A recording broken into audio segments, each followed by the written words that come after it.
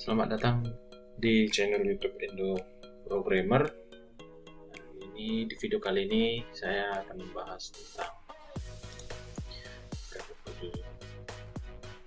khususnya akan membahas materi tentang looping ya, ataupun perulangan. Ini nanti akan dilanjutkan dari playlist kuliah online pemrograman mobile ya. Nah, ini kita akan bahas materi looping. Di sini saya sudah sudah saya install framework 7 library-nya. Jadi saya sudah runkan aplikasinya di Google Chrome. Jadi harus pertama saya ganti dulu judulnya ya. Awesome App ini saya ganti. Saya sudah buka ini VS Code-nya. Saya sudah buka file index.html dan myapp.js di editor saya.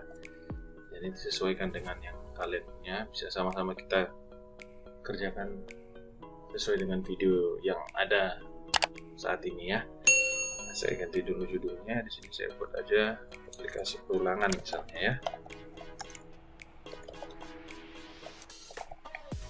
Saya save, coba refresh. Ini sudah.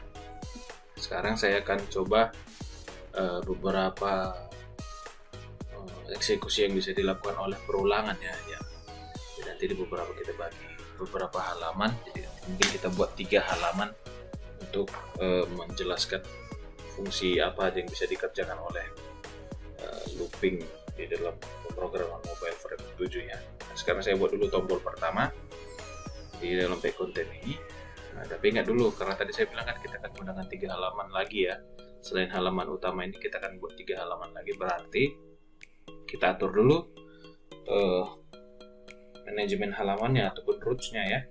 Nah, pertama bagaimana? Nah, bisa lihat nanti di video sebelumnya ya, bagaimana mengatur ataupun membuat satu roots di dalam framework 7. Pertama saya aktifkan dulu parameter yang namanya view, ya kan? Buka kurung kurawal, lalu saya masukkan perintah stack page titik 2 true. Seperti ini ya. Oke, baru nanti kita atur path-nya ini ya. Pertama saya buat path-nya home aja dulu. Home. Nanti ini kemana? Path name. Ini saya arahkan ke home juga. Gitu ya. Nah, selanjutnya kita buat satu tombol dulu di index.html. Ini kan tadi di myapp.js ya. Nah, sekarang kita buat satu tombol di dalam back content di sini. Saya buat dulu satu div dengan class block seperti ini ya, biar rapi ya. Saya buat satu tombol baru. Saya gunakan sebuah row div dengan class row. Di sini ada 2 buah kolom, nanti saya buat 2 div call. Di sini isinya adalah sebuah tombol. Saya gunakan tag A. Nanti ini saya arahkan ke loop 1 nama roots-nya ya. Di sini kelasnya saya berikan button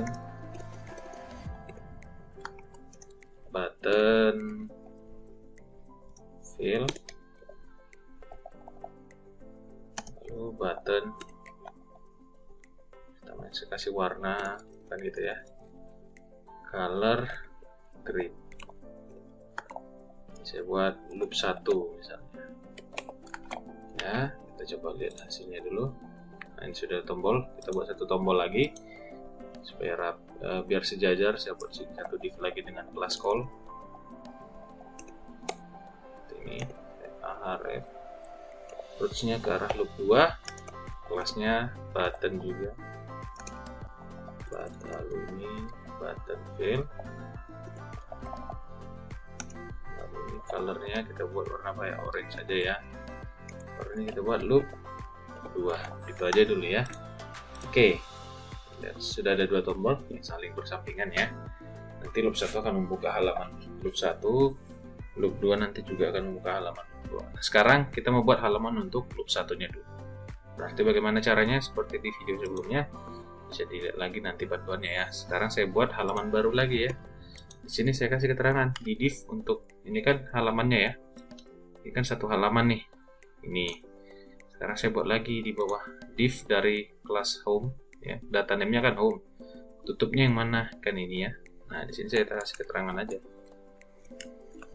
saya kasih keterangan halaman loop 1 gitu ya. Nanti saya kasih di sini, terserah kita mau kasih apa namanya. Misalnya saya buat tutup halaman loop 1, lalu ini saya copy paste ya biar cepat. Nah ini saya copy, lalu saya paste di sini, saya paste.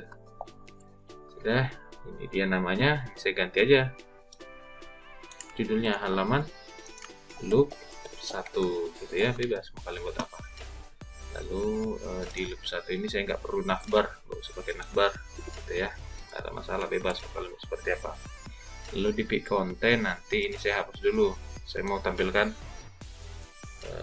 tombol saja ya untuk memulai eksekusi perulangan. Yang berarti di sini saya buat sebuah tombol tag button dengan type-nya juga button, lalu kelasnya seperti biasa dan fill, lalu biar aja primary warna biru. Mulai saya buat aja gitu ya, mulai looping biar jelas maknanya. Oke. Lalu ingat kalau kita sudah menggunakan roots, di sini harus kita tambah apa? Stack seperti ini ya, supaya dia tertimpa. Oke, kita coba refresh browsernya. Saya klik, oke, belum ada berubah ya. Nah, kenapa di rootsnya belum kita manajemen? Sekarang kita kembali ke roots. Sini saya tambahkan roots baru seperti ini ya. Path-nya apa? Kan? Kedua, kalau isi path-nya loop 1, arahnya kemana? Ke path dengan nama loop 1 juga gitu ya, koma juga koma. Oke, kita refresh, saya jalankan. Oke, kenapa dia nggak mau loop 1? Sebentar, kita cek lagi loop 1 sini. Oh iya, pack name nya belum kita ganti ya, ini masih home. Oke, saya ganti jadi loop 1. Oke, sudah di save, refresh. Oke, kita klik, sudah. Jadi nanti untuk halaman loop 1, ketika saya klik nanti tombol ini, aplikasinya akan memunculkan pesan dialog atau dialog pesan yang muncul nanti sebanyak, kita contoh 5 kali perulangan aja ya gitu ya. Nah, itu akan muncul nanti ketika saya klik. Nah, jadi di framework 7 juga konsep menuliskan perulangan nggak jauh beda. Logika dalam melakukan perulangan itu di dalam framework 7 nggak jauh beda dengan bahasa-bahasa pemrograman yang lainnya. Jadi hampir mirip, konsep penulisannya, dasar logikanya juga sama. Nah, saya akan coba ini. Ketika nanti saya klik tombol ini, dia mulai perulangannya. Apa yang mau diulang, kegiatan apa kan gitu ya. Perulangan itu kan melakukan satu kegiatan yang berulang-ulang gitu ya. Apa yang akan dilakukan? Saya mau ketika nanti diklik tombol mulai ini, akan dimunculkan message box ataupun pesan ya, sebanyak yang kita tentukan nanti berapa kali muncul gitu ya. Nah, caranya bagaimana? Sekarang kita kembali ke editor. Ini kan tadi ada tombol ya di halaman 1, ini kan loop 1 ya. Halaman loop 1 saya buat tombol mulai looping, lalu saya kasih ID supaya bisa dideteksi oleh framework 7-nya nanti. Saya kasih ID loop 1 atau gimana ya, mulai gitu ya. Oke, maka sekarang tombol saya ber-ID mulai. Sekarang saya kembali ke myapp.js di sini. Di sini kalau kita masuk ke pemrogramannya ataupun ke pemrosesannya, kita buat satu variabel untuk mengenali ataupun mendefinisikan sebuah DOM di dalam framework 7 ini ya kan. Oke, baru tadi siapa pemicunya? Tombol dengan ID mulai. Maka di sini saya buat jika nanti $2 jika nanti ada ID dengan nama apa tadi mulai, lalu dengan event click, apa yang akan dilakukan? Maka kita buat sebuah function buka kurung tutup kurung, buka kurung rawal tutup kurung rawal, enter seperti ini. Maka apa yang akan dilakukan? Nah, kita langsung mulai perulangan di dalam framework 7 seperti ini penulisan, struktur penulisannya. Semua dimulai dari for. Ya kan bisa digunakan, kita akan gunakan for dulu aja. Ya, kalau di perulangan ada banyak konsep ya, bisa menggunakan for, bisa dual atau while do. Kita akan coba nanti. Gitu ya. Nah, jadi di video ini kita akan coba menggunakan perulangan ya. Oke. Nah, pertama di perulangan itu kan memiliki 3 komponen nanti ya. Kita harus inisialisasikan dulu, baru kita tentukan kondisinya seperti apa, dan nanti kita buat counternya untuk menghitung perulangan itu sudah dilakukan berapa kali, gitu ya. Maka di sini kita butuhkan di dalam for ini ada sebuah variabel. Nah, di sini saya ciptakan langsung aja var i. Nah, jadi variabel i nanti akan saya gunakan sebagai penentu ataupun pengeksekusi perulangan yang akan terjadi nanti bagaimana. Lalu saya set di sini dimulai dari 1. Kan gitu ya, sama seperti di PHP, perulangan di PHP ya, hampir mirip. Nah, kita buat variabel i di start dari 1, lalu kedua kondisinya bagaimana, i selama i lebih kecil sama dengan 5 misalnya ya. Lalu i plus untuk counter dari perulangan. Nah, saya save seperti ini. Oke. Lalu di sini saya suruh ngapain? Munculkan sxbox dengan perintah app.dialog.alert. Kita buat aja gini, perulangan. Saya gabung dengan isi dari variabel i. Saya akan tampilkan isi variabel i nanti yang akan bertambah terus setiap perulangan selesai seperti ini. Maka nanti akan muncul pesan atau message box perulangan 1, 2, 3, 4 dan sampai 5 gitu ya. Maka message box nanti akan muncul 5 kali. Kita coba ya. Saya refresh, saya klik halamannya, saya klik tombol mulai looping seperti ini, 1, 2, 3, 4, 5 selesai gitu kan. Jadi mulai muncul message-nya sebanyak 5 kali.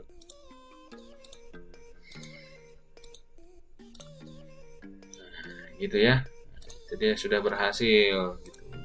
Jadi sederhananya seperti ini ya penulisan perulangan di dalam framework 7. Jadi hampir mirip seperti di PHP.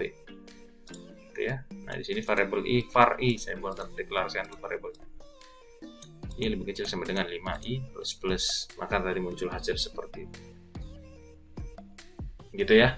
Nah, sekarang bagaimana kalau inputannya nanti untuk loop kedua,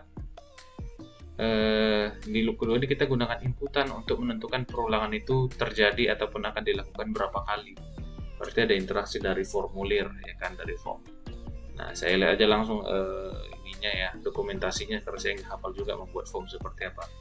Nah, saya sudah sediakan ininya. Saya sudah buka juga website resmi framework 7-nya. Lalu saya pilih di bagian form inputs ya, yang di bagian form.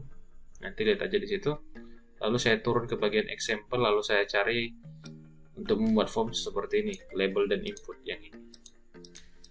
Maka ini perintahnya, seperti video sebelumnya kan juga seperti ini caranya ya. Ini saya copy, saya hanya ngambil satu list aja sampai sini, nanti tinggal saya buat penutup UL dan penutup slash div-nya ya.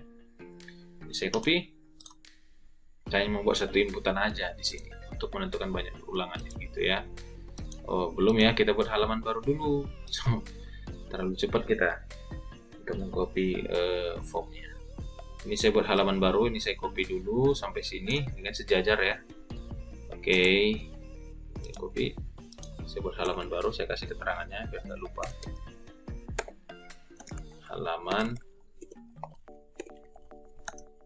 loop 2. Seperti ini. Tutup halaman loop 2. Saya paste di sini, ini saya ganti jadi loop 2, ini ganti jadi loop 2. Lalu pack kontennya saya hapus saja dulu tombolnya. Saya ambil tadi form yang tadi ya. Nah, di sini saya copy, mana tadi dia?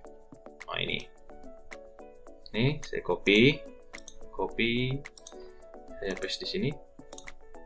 Seperti ini, saya tutup slash ul dulu. Kalau saya slash div biar rapi ya, kan sudah rapi satu inputan. Di sini saya buat banyak perulangan keterangannya ya, banyak perulang. Udah, ini placeholdernya saya buat masukkan banyak perulangan, misalnya seperti itu ya. Lalu saya kasih ID. Di sini ID-nya apa? Misalnya saya buat angka. Ingat ya, kalau di framework lebih enak kita untuk berinteraksi dengan inputan atau form menggunakan atribut ID ya. Lalu di bawah /ul di sini, di bawah /div untuk form, ini kan untuk form ya, di bawahnya saya buat satu tombol.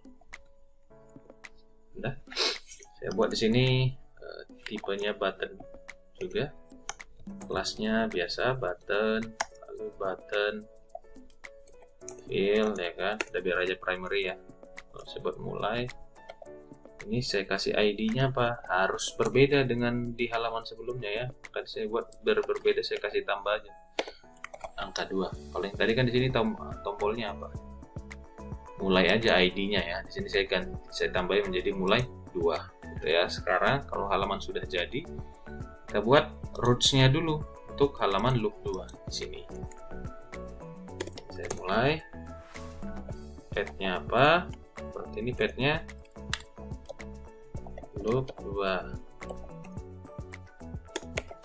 tag name loop 2. Udah.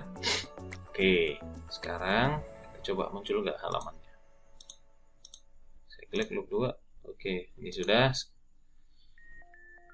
Oke, saya akan coba. Kita mau tampilannya seperti apa ya? Gini aja. Kita mau nanti tampilannya berada di bawah ini, tapi tidak lagi menampilkan dalam bentuk message box ya. Jadi nanti hasil perulangannya akan muncul di bawah tombol. Oke, gitu ya. Oke, kita kembali ke indeks HTML, kita tambahkan dulu satu tag.